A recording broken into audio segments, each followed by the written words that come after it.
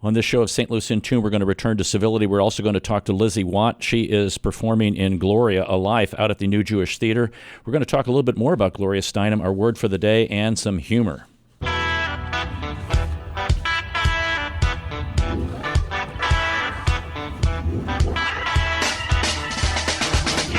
Greetings, listeners in Listenerland. Welcome to St. Louis in Tune with Arnold Stricker and Mark Langston, where we size up current and historic events involving people, places, and things in areas such as the arts, crime, education, employment, faith, finance, food, government, health, history, housing, humor, justice, and sports. We originate from and connect the gateway city to what is happening regionally, nationally, and internationally. Mark likes to laugh when I go through that long, lengthy list of things that we're going to talk about. I know. It's if I can just do it a little slower. Let's historic issues, people, places, things, areas such as art, crime, education, employment, faith, finance, food. That's government, health, history, housing, humor, justice, and sports. And in the American way. Okay. I've got it down because it's like the 30-second elevator speech.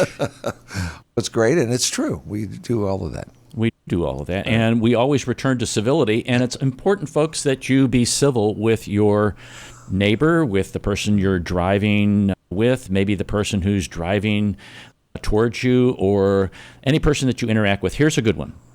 Ask your older relatives about their childhood, record their stories, and share the recordings with your siblings. Like most things in life, there's a finite amount of time to do so. Amen. So true. And now that we have the ability to actually put these things on our phone, we can do recordings on our phone. It's great to sit down with relatives, the elderly relatives, and say, Grandma or Mom and Dad, tell me about what it was like when you grew up, and just let the thing run.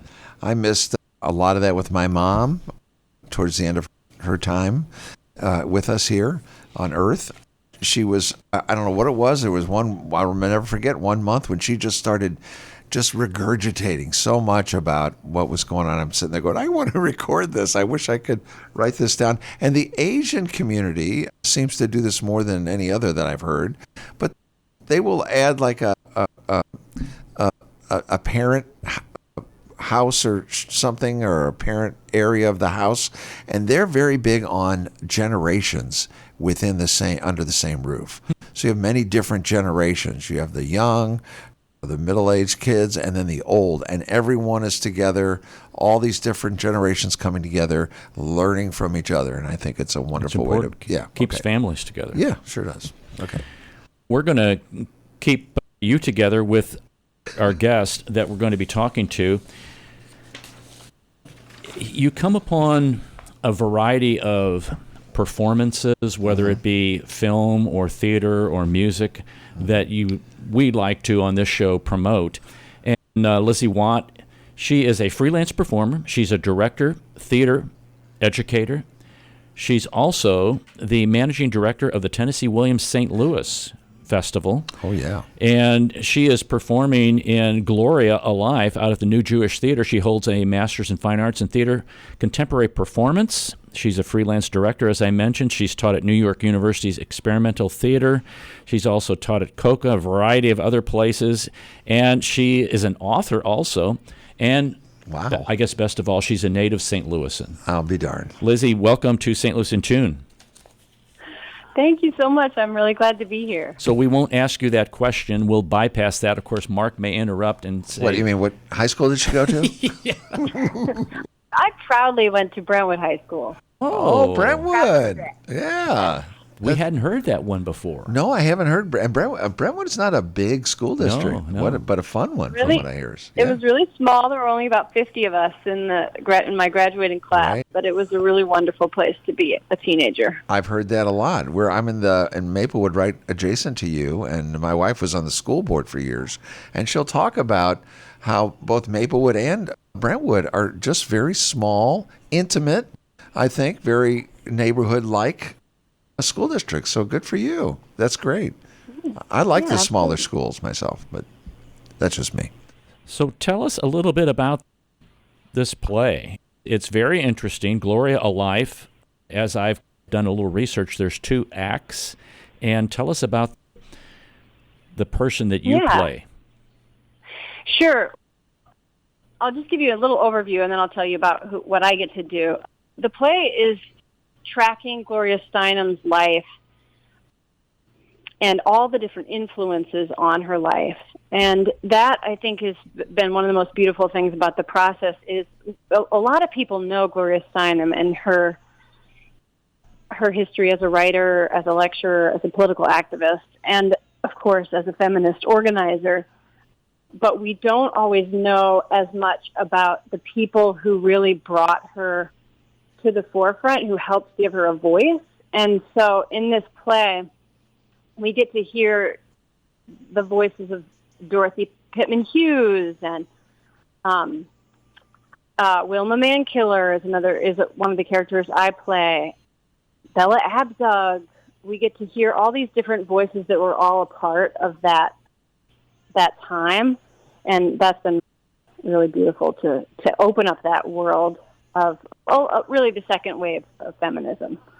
It gives a background as to her mentors and, like you said, the influences. And how is it presented so people who are listening and who are wanting to go, how can they expect to see this? Is it like, is she reminiscing with these people, or how's that portrayed?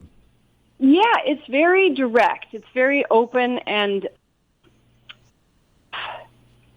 direct address to the audience. Let me tell you my story. Let me tell you how this all started. Let me tell you how it's influenced. And as she's talking, the people that she talks about come in and out.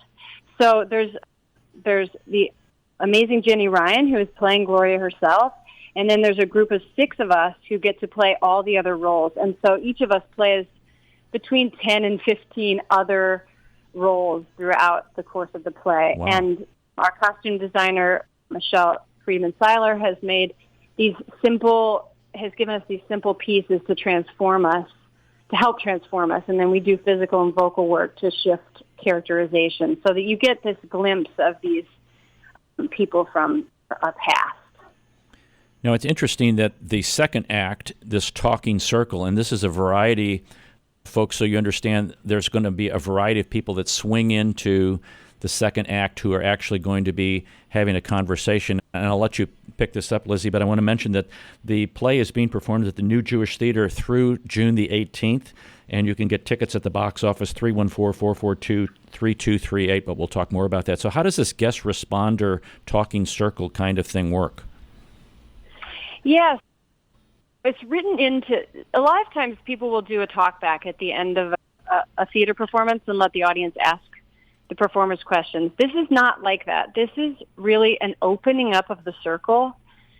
The circle as a thematic element runs through the show. And this second act really invites the audience to share their stories in relationship to this period of history all the way to the present moment in terms of activism, in terms of social justice. What do we have to tell each other? How can we really listen and learn from direct experience of those in our community? So what happens is we wrap up the first act, and then we say, okay, now it's our turn to listen to each other, and we have a guest from the community come in and launch the talking circle. So they speak first, and then they invite the audience to share their responses. What's been the response of all of that? It's because it's a different approach. Yeah, it has depended on the responder who's leading. Mm-hmm.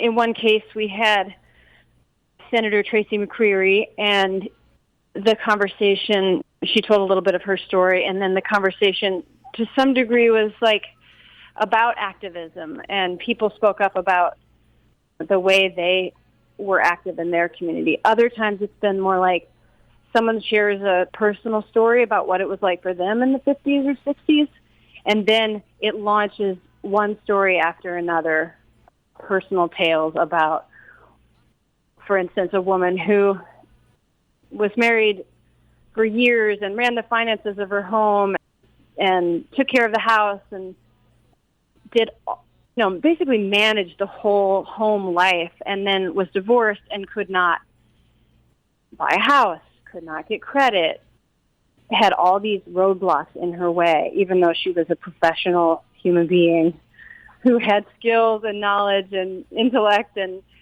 a history of dealing with money, but she, just because she was a woman, was held back in all these ways. So we get to hear these incredible stories from our community. That's a very interesting statement you made, because I remember interviewing teachers, women who were coming into the teaching profession who maybe had taught and then they stopped to have a family, and their kids were getting older now and they were wanting to get back in, and they said, when I asked, what have you been doing the last several years? I've been raising a family. And almost to the point, I don't want to say this in a bad way, where some were like, I was raising a family. And I recognized exactly what you said. That's a full-time job, and there are a lot of skill sets that go into that. And they should not be minimized or diminished, but they should be rewarded and recognized. As you've been... Yeah. Go ahead.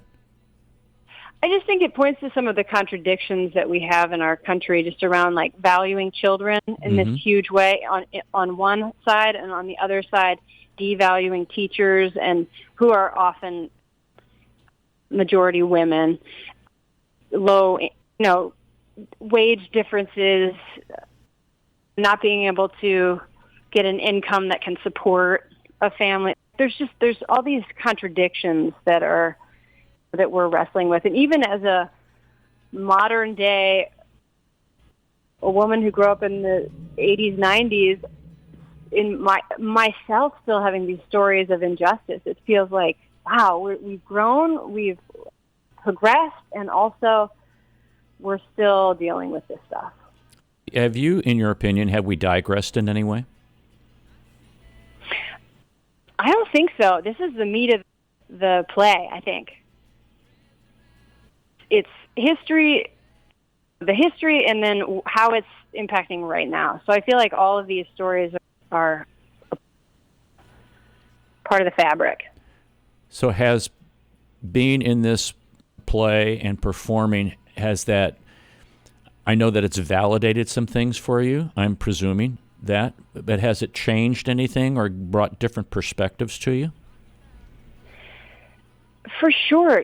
I think this is my unique standpoint. So this is not to say all women my age or anything, but I feel like I grew up in a little bit of a void in terms of feminist education, because I grew up post-70s, so it was like women accomplished a lot during the 60s and 70s. A lot was accomplished. And then there was this period where, for me, I feel like I didn't get a lot of feminist education. So coming in as a 40-something-year-old and getting to hear all these stories, I feel like I'm getting caught up on my feminist education. And I'm honored to be able to play Wilma Mankiller, who was the first female chief of the Cherokee Nation, who, from inside of her community, was just making all these changes for Native American people, and particularly the Cherokee community.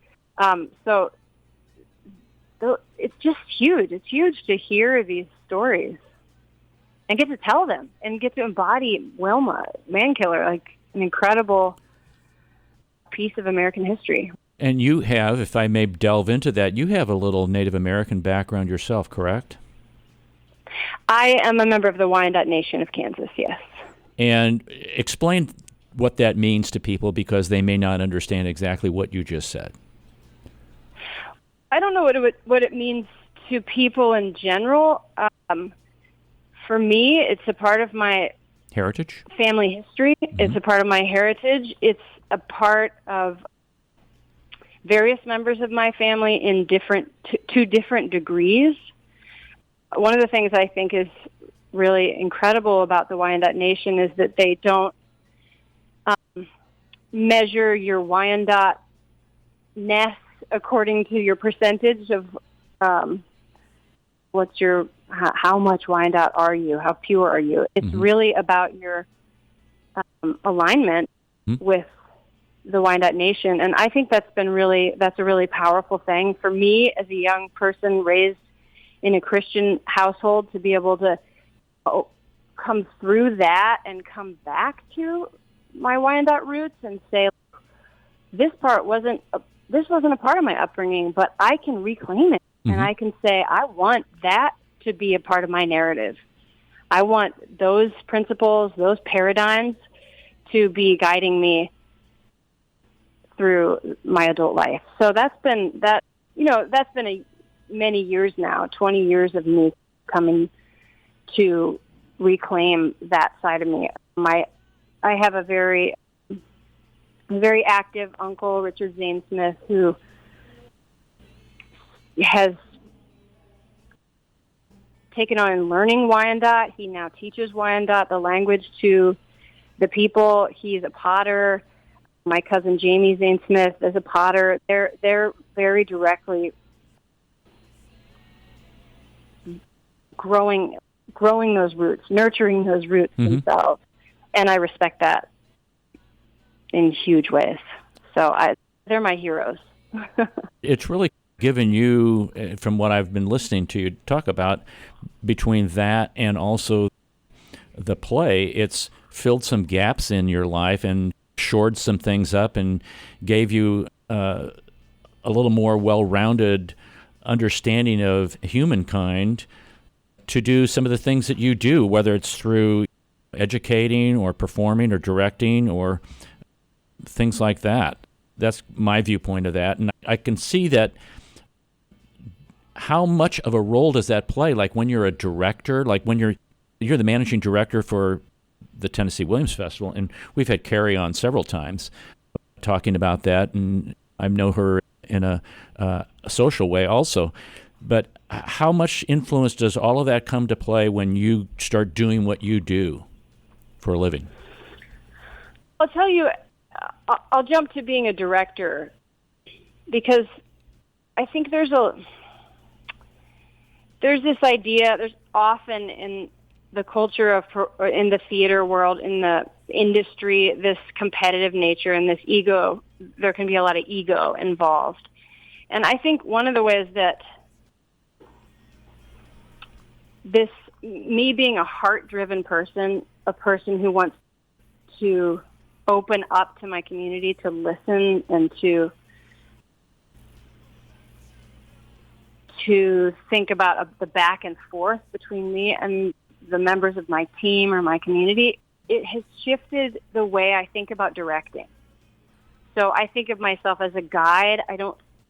I'm constantly thinking about how to release the idea of hierarchy and to empower across the lines, so that I think of actors not as beneath me, but as often is the case when you think of a traditional director relationship, it's top down. And I feel like one of the things I can offer and that I've learned through some of this expansive study I've done is how I can help an individual voice rise up and allow space for many different strengths and many different voices in one artistic process. That's really exciting to me. And that's leadership, from my viewpoint, leadership rather than a dictatorship. You're going to do it my way because I know the right way to do it. Yeah, I think that's the exciting way for me. I'm inspired by that. I'm inspired by young people, by what they have to offer. I definitely pause sometimes with hearing the real young people. The way they spout sometimes is shocking. But yeah, I keep thinking to myself, we have a lot to learn, and we can keep integrating the new ways of thinking and the new ideas, and just try not to have a blanket statement about any one thing that says it has to be this way or it has to be that way, but really try to listen to the individual stories and let it move us. Let us be moved. Let it change our minds. This is Arnold Stricker with Mark Langston of St. Lucie in Tune.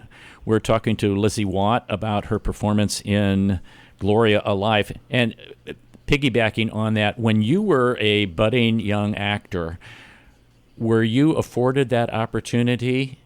And doubling up on that question, Who was the one that listened to you as you were a young actor?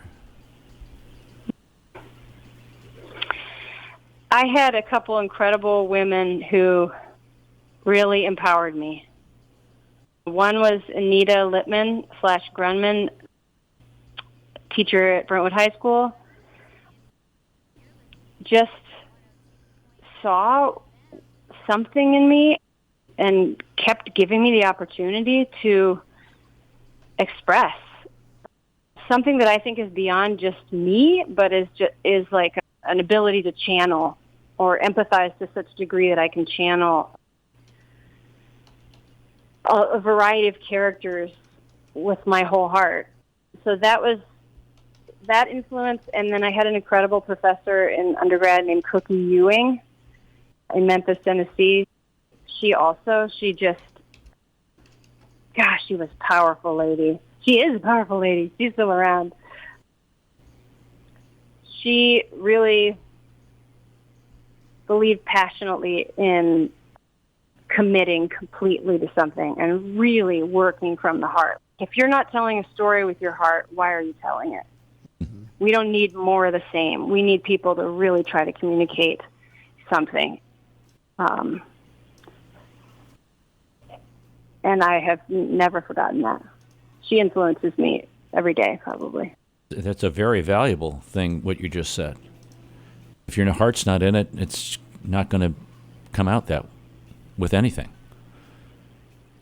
Yeah, and there was something about the way she taught us where it was like, it was not important that we have some kind of external validation or fame. In the sports world, I think sometimes you go into it to make it, and that means being seen and known everywhere. And I felt that both she and another mentor, Stephen Wong, they really taught me that you work well, with passion, with excellence in mind in your community, and that's more important than any kind of widespread fame. And that's been another guiding principle in my life. Wow, is that not refreshing? Work hard, work well, be kind, lead with the heart, do good work, make good work. Lead with the heart. I like that. Yeah, and did all that without social media. How is that possible? Everybody's wanting to get their 15 seconds of fame or their million followers or whatever, so they can say exactly what you said, so they can make a name for themselves and have this following and get validation. And is part of that just being comfortable in your own skin? Yeah. So if you play a role, you really have to be comfortable in your skin to play somebody else. I do, yeah. And good question. It's a great question. It's like a paradox of performing. Like, how do you fully inhabit your own body so that you can allow a different presence to arise and be more, like, I can become more than me, but through using me. It is a paradox. It's a beautiful paradox. And hopefully for me, it will be a lifelong journey just of discovering and rediscovering what that means. I actually understand what she's saying. And not being an actor myself, but that's got to be very difficult. You have to be good with yourself, I think. To, like she said, like Lizzie says, to let that character in. So, now, we've not met you. Yeah. But I can tell we would enjoy an in-person conversation with you. And I see, now this is my personal bias here now. I've seen actors on shows, and then when they play a role, I like the role you play better than I like who you are. You are. I have been there with that too. I know. So I guess I'm getting a much better vibe from you than I would be from some of the people, in Hollywood or that. And I guess that's just who they are and how their backgrounds and things like that, their experiences. I don't know. Yeah. That was just a little sideline. No, I totally agree. Totally agree. Wait a minute. You're not even close to the character that you play. And that's crazy for us to even think that, isn't it? That's not fair. Yeah. It's not fair of us to do that to people. I haven't interviewed them, but that's the vibe I got from them. I get a great vibe from you, Lizzie. And folks, you probably get a great vibe too if you go out to this play at the New Jewish Theater. It's Gloria Alive. It's playing through June the 18th. The box office, 314-442-3238. What was that number again? 314-442-3238. And Lizzie, I guess I've always asked this question for performers. What advice do you give budding performers? You've given us great advice already, but if you could boil it down to an elevator kind of speech, what would it be? You've got this person gets on the elevator and they go, "Oh, Lizzie Watt, you're the managing director for Tennessee Williams Festival. You're playing in this role at Gloria Alive out at the New Jewish Theater. I'm in theater. What should I do?" What do you tell them? Okay, I would say work as much as you can, and say yes to as many projects as you can, and don't say to yourself, "I'm only going to do the best things." Do all the stuff and show yourself to be a kind, willing, hard worker. You will learn so much by doing the work. And so in some cases that might be you're like helping the costume shop. In other cases it might be you get a role you really love. And in another case you might be a tree in the background. Just work and watch people and listen and be kind. Mm-hmm. Really, I think that's what I would say. That industry, Lizzie, you only get better by doing it. So it's like you say, anything that you can do it. I think I believe that. Just no matter how big or small, do whatever you can. And I think some of the most brilliant people in the industry that you're in are able to do everything. Like you say, work in costumes or whatever they call it, work on the set, but also be on the stage or be the lead or be a tree. But I think the more you can learn about the more things in your industry, I think that's the key to it all. I don't see how book learning is as valuable as it is. I know you have a master's degree, but I would bet that you've learned more on being in the theater than you did maybe in the academics of being in the classroom. I could be wrong, but I'm just taking a stab at that. I was very fortunate to have a practical training MFA program. We were on the studio every day. And actually I really appreciate an education from going out all directions. Like read a lot, talk to a lot of people. I think as a performer, you have to play characters you don't necessarily relate to. And the more that you can be open and listen and be able to empathize many directions, the more you're going to be able to play truthfully all types of characters. I don't mean to back up my comment, but I don't want to take away from the education, the academic of it, because I think that's just as important as being a tree, being a lead, working in the costume department. I think the education also. I didn't want to make that sound like it's not, because I think it is too. Yeah. I think that's a real important part. I think they're both really valuable, for sure. A balance, I would say. Yeah. What I found fascinating in what you said is some people may find that, gee, I like working sound, or gee, I like working costumes, or I like working set rather than performing. Or I thought I would perform. Mm-hmm. I'd rather do the set, or I'd rather do costumes. And I know just from my music background that you learn as much what not to do as what to do when you're observing conductors, directors, other actors, other performers, and how they stage things. You learn that didn't work out very well. I'm going to store that one, or that worked out really well. Right. And you've done a tremendous amount of acting and directing, and kudos to you that you still love to do it and want to pass it on. Absolutely. I feel like I'm very lucky that I get to do what I love. People would be lucky to see you out at the New Jewish Theater, which is taking place through June the 18th. It is the performance of Gloria Alive, and You can get tickets. We'll announce that number because my screen just turned off, and we'll get that to everybody. But Lizzie, thanks very much for taking time with us to talk about this, and we look forward to seeing you out there at the performance. Thank you so much. Really a pleasure to be on with you all. Thank you. Take care. Have a great weekend. Thanks, Lizzie. Thanks so much. Break a leg, okay? Okay. Thank you. Okay. Thank you. All right. Bye now. Oh, sweet lady. That's a great advice, Mark. Oh, my gosh. Yeah. Oh, I think so. Kindness and integrity and, What? doing as many roles as you can take. I know. And learning from those things. Makes sense to me. Even if you've experienced behind the scenes and then you're on the stage, you'll understand what's going on. I just think it makes you a better, well-rounded performer. Just the more knowledge is power. It really is. And I learned, for those who don't know, I was a band director, wanted to be a band director since 7th grade. And when you play in bands, you learn rehearsal technique. You learn, and when you play under a variety of directors, you learn what works and what doesn't work just by listening and observing, and when to do certain things and when not to do certain things.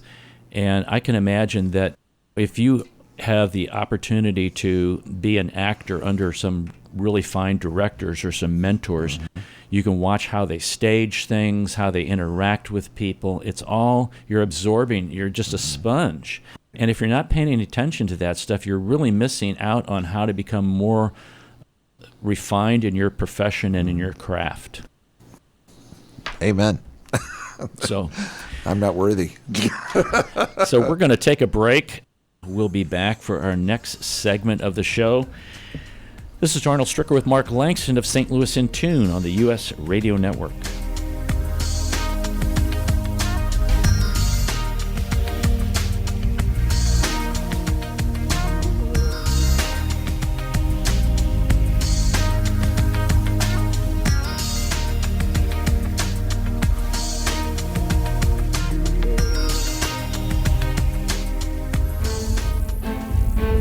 This is Arnold Stricker of St. Louis in Tune on behalf of the Dred Scott Heritage Foundation. In 1857, the Dred Scott decision was a major legal event and catalyst that contributed to the Civil War. The decision declared that Dred Scott could not be free because he was not a citizen. The 14th Amendment, also called the Dred Scott Amendment, granted citizenship to all born or naturalized here in our country and was intended to overturn the U.S. Supreme Court decision on July 9, 1868.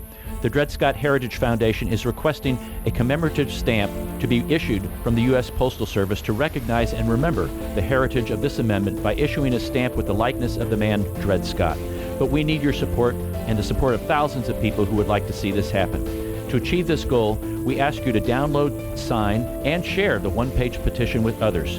To find the petition, please go to dredscottlives.org and click on the Dred Scott Petition Drive on the right side of the page. On behalf of the Dred Scott Heritage Foundation, this has been Arnold Stricker of St. Louis in Tune. Thanks for listening to St. Louis in Tune. On each and every show, we strive to bring you informative, useful, and reflective stories and interviews about current and historic issues and events that involve people, places, and things. Hey, we cover a wide range of content in the arts, crime, education, employment, faith, finance, food, health, history, housing, and humor, justice, and sports, and that's just to name a few. While St. Louis in Tune originates from the Gateway City and covers local topics, we connect to what is going on nationally as well.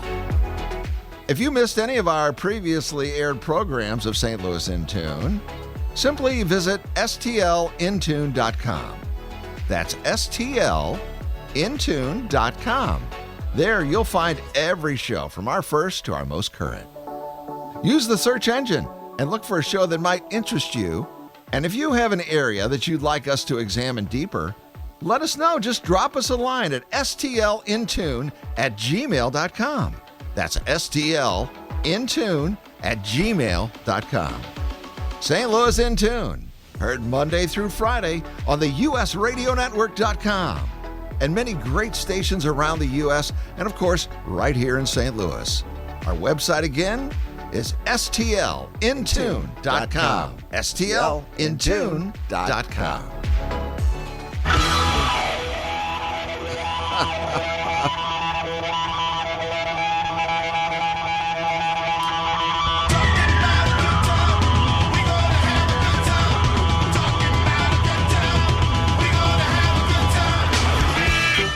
Welcome back to St. Louis in Tune. This is Arnold Stricker with Mark Langston.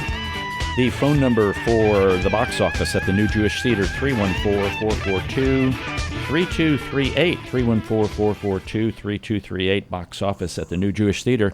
The presentation of Gloria, A Life is going on through June the 18th. And a little bit more about that. That's an opportunity for the audience to learn from each other. That's in Act 2. And Gloria, A Life embodies Gloria Steinem's philosophy that conversation is a catalyst for change as it celebrates one of the most inspiring women of our time. And the production, this is a disclaimer a little bit, folks, includes strong language, mature themes, and discussions of sexual harassment and domestic violence. Ouch. I hate those things. Speaking of Gloria Steinem, Yeah. I thought we'd talk a little bit about her. Some people remember her by a few things. And it's kind of like anybody else. Remind me. I was sitting there racking my brain. I know the name. I'm sure I know the work. Big women's activist in 60s and 70s. Ms. Magazine. Okay. Did a stint as a Playboy bunny, as undercover story for a newspaper. I'll talk about that here in a minute. Okay. But she grew up in Ohio. She is... Potato country. Isn't that? Is Ohio or Idaho? No, it's Idaho. Okay. Idaho. It's got to know what it... Those states with those... Idaho potatoes. They get me confused. She is 80... I'm doing my math here now. She's still around with us. 89. Okay. 88 or 89. Okay. Oh, she's 89. I just saw her March 25th birth date there. But grew up in Toledo. Holy Toledo. Yeah, Holy Toledo. It's the second child. Father was a traveling salesman. Parents divorced when she was 10. Her mother was mentally ill.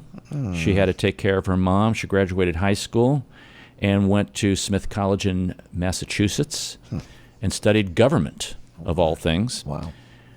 Graduated magna cum laude and got a fellowship to study abroad for 2 years and did that studying and researching in India. India. And that's where she got this inspiration and interest in grassroots activism. She worked in the women's liberation movement and for the Equal Rights Amendment.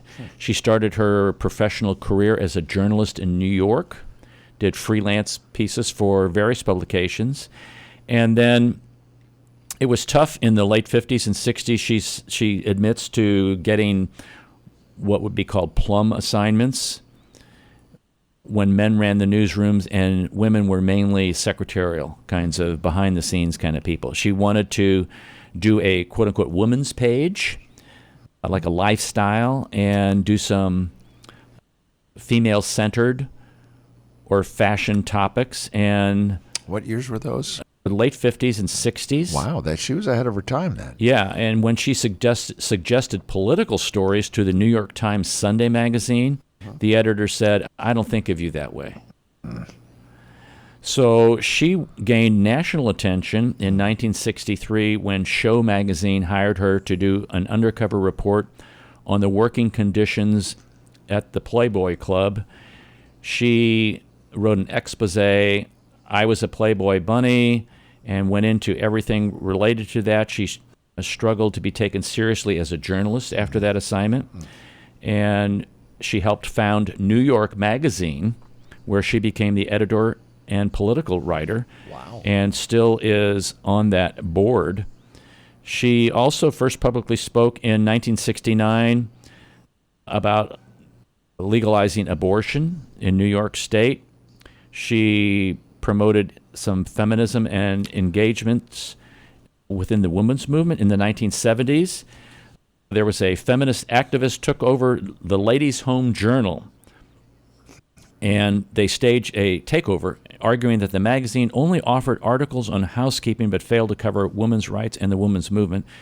So she then founded Ms. Magazine to become that, I guess, venue, and it debuted in 1971. This is the one she still in an emeritus capacity for, not New York Magazine. And it debuted as an insert in New York Magazine. Oh. So she's always been dedicated to the cause of women's rights, and she was with someone who helped form the National Women's Political Caucus. At 2000, at the age of 66, she had been long single. She married her husband, entrepreneur and activist David Bale, who died of lymphoma a few years later. Oh, my. But she's been a writer. She's authored several books, including a biography on Marilyn Monroe, a bestseller, My Life on the Road. She's published and reprinted in numerous anthologies. She was presented with the Presidential Medal of Freedom in 2013. Wow. And in 2017, Rutgers University created the Gloria Steinem Endowed Chair in Media, Culture, and Feminist Studies. Holy smoke. I had no idea. And she is a member of the Women's Hall of Fame. I bet she's probably... Which is where I got that information. Oh, okay. I wonder if she knew Marilyn Monroe. I guess you can write a biology without knowing the person. They would have overlapped in time. Yeah, they would have been. They would have been actually pretty close to the same age, right. I think. I agree with that. Pretty. So right maybe there. they crossed some paths, or she found out what was going on with Marilyn was like antithesis of where Gloria Steinem wanted to be, or where she thought Marilyn wanted to be. Or right. Who knows? I bet both. Yeah, both of them were very advancing women. I think. But wow, interesting write-up about her. Yes. Honestly, I knew nothing about her like that. No, I had remembered Ms. Magazine. That was pretty much kind of it. Boy. But the fact that this play really goes into, and I think what's interesting about the play is, not having seen it, but just reading about it, is this Act 2 where the actors begin this discussion and these guest responders, and there's a different guest responder each time the play is presented. So if you want to go to the website, that's jccstl.com, and there's enough information there where you can check on the New Jewish Theater, and it will show you exactly who these people are who are coming in. Some of them are individual who've been politicians, who are past and current politicians, other notable women individuals in the area. And so the conversation, as Lizzie was talking about, is springboarded by that and then involves different members of the audience. So it can take a different flavor as the moderator or as the guest responder launches that kind of talking circle. And it really is a learning experience. And it's quoted here, it's the way we discover we're not crazy and we're not alone. Sometimes I think people like, am I the only one that thinks this way, or am I just crazy? So crazy and you. The talking circle. Together with the talking circle is to reaffirm that I'm not crazy. Oh, that you're not. Okay. And that there's other people that think the same way I do. I don't think there is. No, I'm just kidding. I am kidding. Honestly, you're probably right though. So you are. I would say, don't throw a pomander at me. Is that our word for the day? Yes. Is it a pomander? So we've moved on to. We need to like a little thing. Or excuse me, it could be a pomander. Like we should have it like a. It's time for the. It's time for the word of the day. We need something better than that, though. I don't. So we'll get that trumpet in tune. That's my gosh. That kind of fits the word for the day. Push in a little bit there. You're too flat. Okay, let's go again. Ladies and gentlemen, it's time for the word of the day. Okay. There we go. All right. So it could be pomander or pomander. Okay. I think the correct pronunciation would be pomander. I'm going to go with pomander, and I haven't. All right. I'm not reading it. So I talked about throwing something because. Why do you look at me when you say that? It's because I'm looking at the definition of what this is, and I'll give you another sentence in which it would be used. Good. Let me see. I want to take a guess. I opened the closet, and the smell of the pomander overwhelmed me. Sounds like a dead critter. It's a mixture of aromatic substances balled together and carried about a case. It's like a perforated ball, a clove-studded orange. My mom used to do that. She'd stick cloves in oranges and then stick it in the closet. Really? That's why I use that example. Have you ever smelled those things? No. Oh, my gosh. It's like you open the closet. Oh, So it wasn't good. Oh, it's supposed to keep things fresh. Okay. Cloves. Okay. Yeah. But I could throw that at you. Because it was in an orange. But it's an aromatic substance that's put in and to safeguard against like infection or staleness or something like that. Did you ever talk with your mom about that in later years? No, I realized I would never do that in my life. To my children. Yeah. Okay. Or it could be a clove-studded lemon or a clove-studded apple. Wow. I thought, wow, we wasted that really good orange right there. I know, but wouldn't it rot sitting in there with all my guess clothes? The cloves helped it out. I'm not. Okay.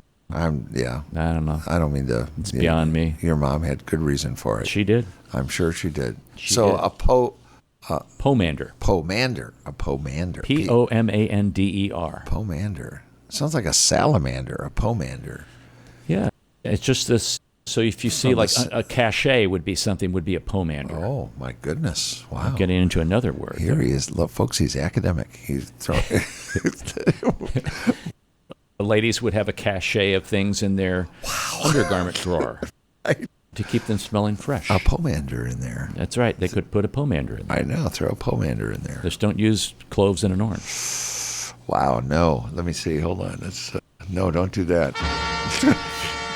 That is our word for the day. Man, I got to get rid of that trumpet. Really bothers me. I know. You don't like that one? Oh, Okay. It's so out of tune. I'm going to call you tonight at 1 a.m. Go. And I know you'll say, hello. And I'm going to throw it at you. That is so I know it's awful It is sounding. terrible. There's a lot of terrible things, but there's Sheesh. some good things in the world. That might be one of them. Did you know it's National Best Friend Day? Oh, wow. Yeah. Do you have a best friend? I do. Who, me? My wife. Oh, okay, that's good. Good answer. Good answer. Hold on. It would be Papa in tune. Oh, no, wait. I'm sorry. It's definitely the wrong one. Because when you stop and think about best friends, how many people really have a best friend? They have a lot of acquaintances, they have friends, but a true best friend, do you really have one? When you think about friendship, you think about really, like you said, you have acquaintances, people you know by name, acquaintances, and it gets smaller and smaller. But I think you're very fortunate if you have a best friend. And I think my wife is definitely my best friend. I agree with you like that, yep. So I just replaced the litter box with a FedEx box. Now when it's full, I just tape it shut and put it on the porch for someone to steal.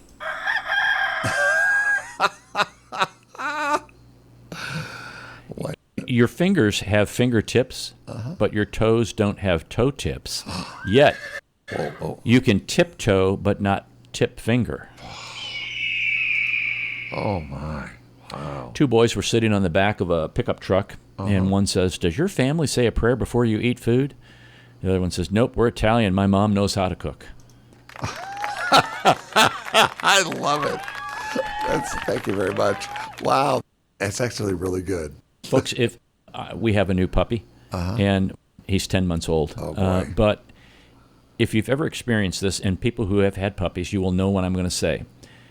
They should make an alarm clock that sounds like a dog about to puke. Nothing gets you out of bed faster.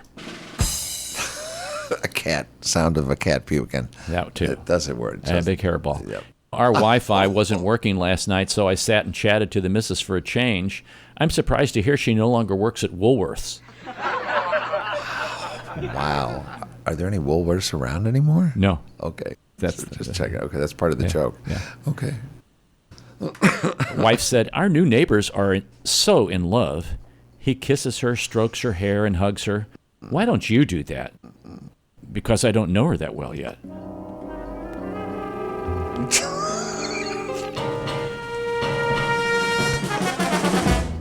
Twilight Zone. Hey, maybe some of you can identify with this. You go to the store and you buy something, and I didn't get around to eating that. I almost left the grocery store without buying a bag of spring mix to throw unopened into the garbage in 2 weeks. Wow. Now, this Yeah, it's true. This is a fact. This is not a joke. This is a fact. Okay. The periodic table symbol for lead is Pb, which comes from Latin plumbum, meaning lead. Early pipes were made of lead, so people who worked with pipes became plumbers. Plumbers. I like that. That's Okay. all right. That's something. You learn something new on this show all the time. And you learn this, too, that people are excited about the new iPhone, but no one has caught up with the awesome technology of using your blinker when you drive. That is so just that lever on the left. The original text message. My wife has been missing a week now. Oh, no. The police said to prepare for the worst, so I had to go down to Goodwill to get all her clothes back. Wow. Hold it. There's a policeman at the door for you right now. Okay. I wish he'd take. When I die, I know one of my grandkids will lean in my coffin and whisper, "Can I play a game on your phone?" Oh, golly. Whoa. So I go to KFC the other day to get the kids something to eat. They wanted the kids' meal with a leg. So I said, "Kids' meal with a leg." And the lady says, "Which side?" Complete silence as I was contemplating this odd decision. I guess the right side. I don't know what the difference is. After several moments of laughter, she said, "No, hun, which side would you like to go with the leg, mashed potatoes or wedges?" Wow.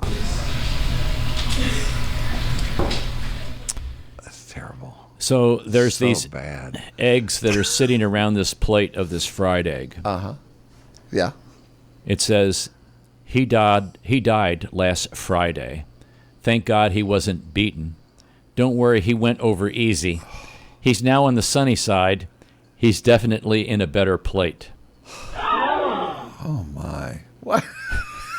Wait. Yeah, I agree. I agree with this crowd. Now, some of the listeners probably come from the "if you'll quit crying, I'll buy you something" generation. But Mark and I, we came from the "if you don't quit crying, I'll give you something to cry about" generation. That's right. That's it. Or we're going to turn this car around and go home. Golly, that's so true. My mom said, "You won't need braces. I'll straighten them for you." Yeah, thank you, Mom.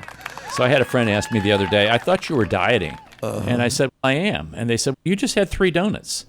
I said, "But I wanted 4. See, I'm dieting." This is this is not a joke. This is serious. There's nothing serious about you. Everyone enjoys the beginning and the end.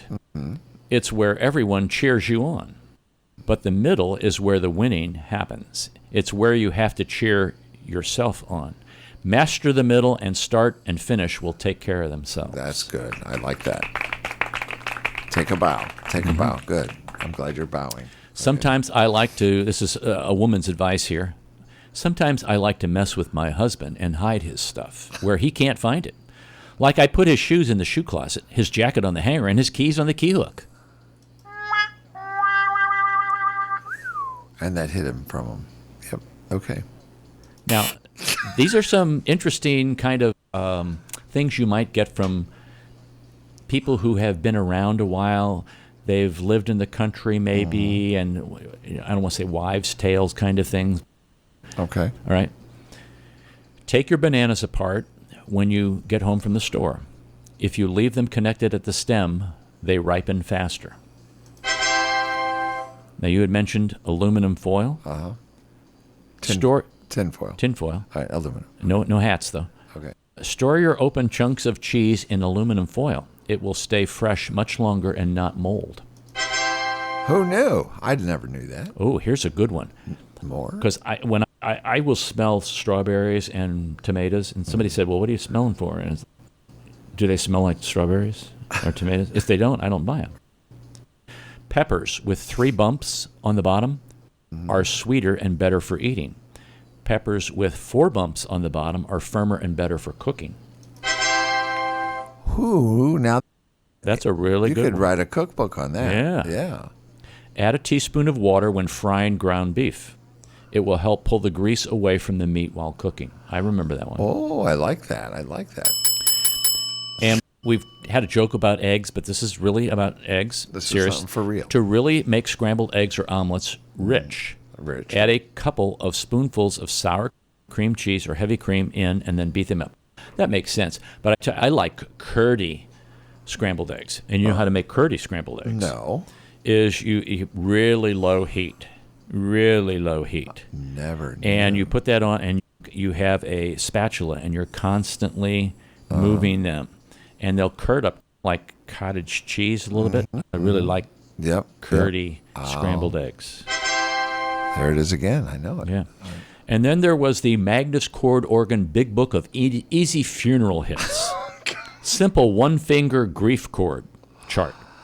And it has such hits as Grandma Had Secrets, Who Gets What, I Just Knew I'd See You There, You Call That a Y incision?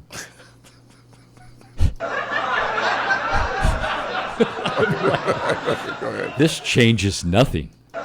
Or the song, Nice Tears, Baby.